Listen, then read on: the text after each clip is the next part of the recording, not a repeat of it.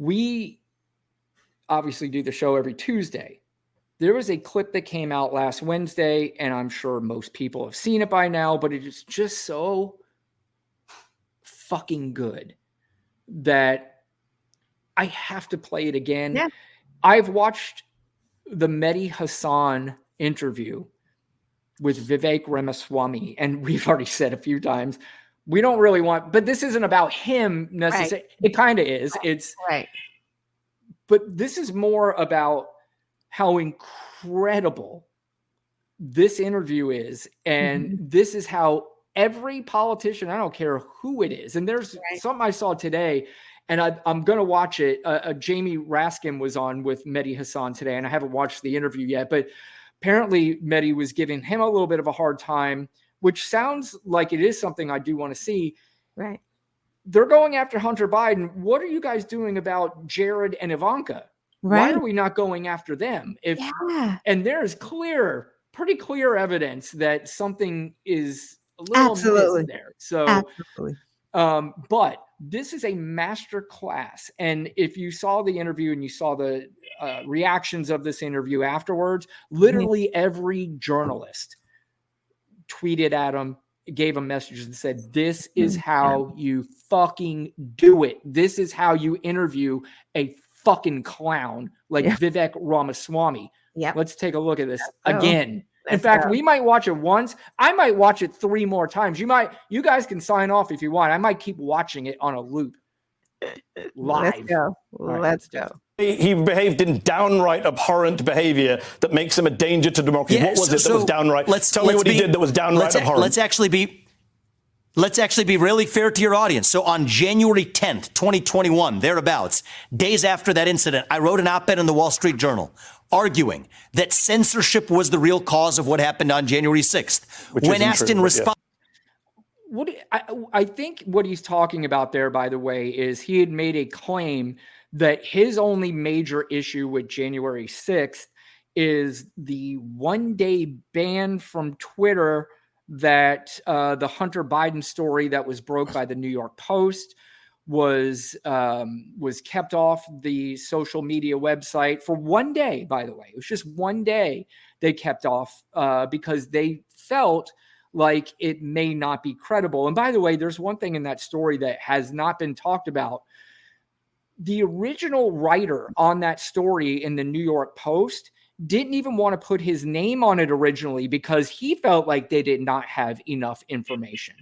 But that's what Vivek is talking about. He's talking about that January 6th happened because that 1 day censorship, as he calls it, changed the entire election. And if the entire public knew about Hunter Biden at the time and what we know now, then Americans would have just said, I can't vote for this Joe Biden guy. I'm going to go back to the guy who fucked up COVID, who had no idea what he was doing, who said the dumbest shit that any president has ever said. Sure, we would. Yeah. That would have changed everybody's country mind. Guy. Yeah, that's the black folks are sure going back to Trump. Yeah. Yeah. They didn't vote for him in the beginning. Exactly. All right. Let's go back to this masterpiece. Somebody asked me the question, are you... That's what I wrote. I'm giving you the facts of what I said. That's a hard fact. That was published in the Wall Street Journal. When pressed on, was that condoning what Trump did? My answer was no. There's a difference between a bad judgment and a crime. And we you're need avoiding to my be question. able to tell the difference in this country. What did Donald Trump do, no, I'm not avoiding in your question. view, that was downright abhorrent? Second time I think that the thing that I would have done differently if I were in his shoes not what I asked, is Vivek, I would with have respect. declared re-election on That's January not what I asked, with 7th. respect. I'll ask it a third That's exactly time. the thing I would have done. What did Trump do that was egregious, quote, downright abhorrent, and a danger to democracy? Can you just explain to our viewers? Your words. So you're mixing two different quotes. But what did I think was reprehensible about what happened that day?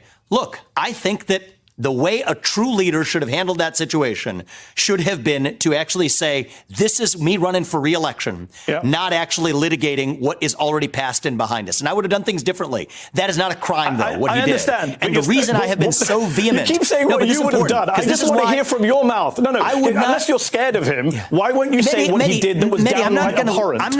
I want to interrupt it. And this is why this is so good, because Vivek, I know guys like this. I know I've talked to dudes like this. He is a master of just talking over you in circles that your head spins because you're like, wait, what the fuck are we talking about? Yeah.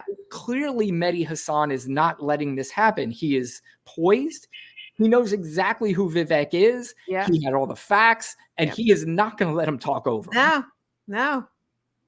Let's get back. Love.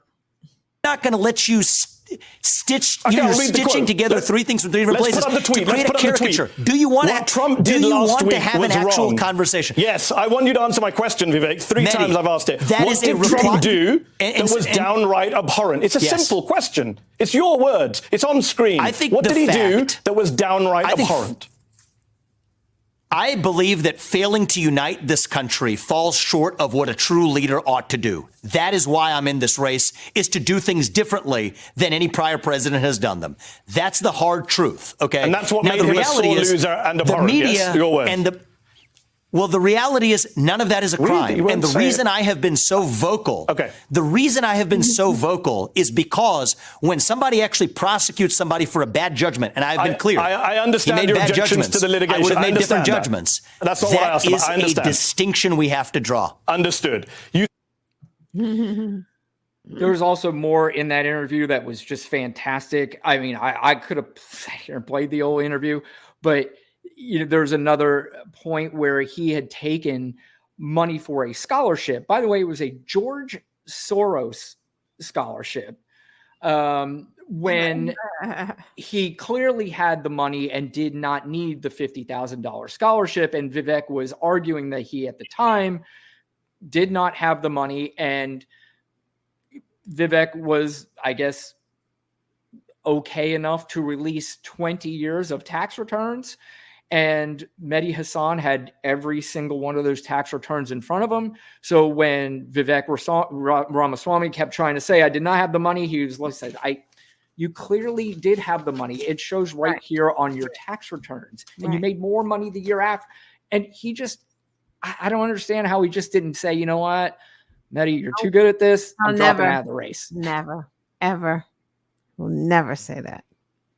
He doesn't think he thinks he had a good interview.